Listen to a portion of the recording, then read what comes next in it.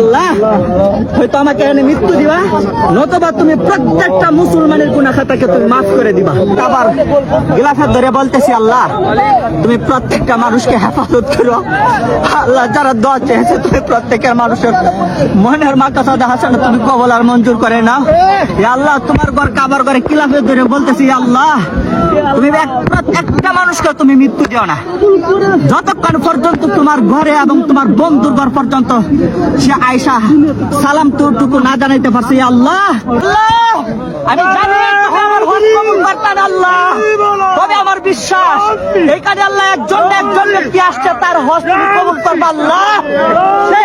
সেই হাজী সাহেবের উসিলা করি আল্লাহ তুমি আমাদের প্রত্যেককে তুমি আল্লাহ আমাদেরকে মাফ। কাবা শরীফের গিলাফে ধরে দোয়া করলে সেই দোয়া কবুল হয়। হে আল্লাহ এই বাইরে আরজিটুকু কবুল করে নিন, তার সাথে আমাদেরকে কবুল করে নিন। আর যারা এই ভিডিওটি শেয়ার করবে তাদের প্রত্যেককে আল্লাহ বেহিসাব মাফ করে দিন। ভিডিওটি সর্বোচ্চ শেয়ার করে দিন।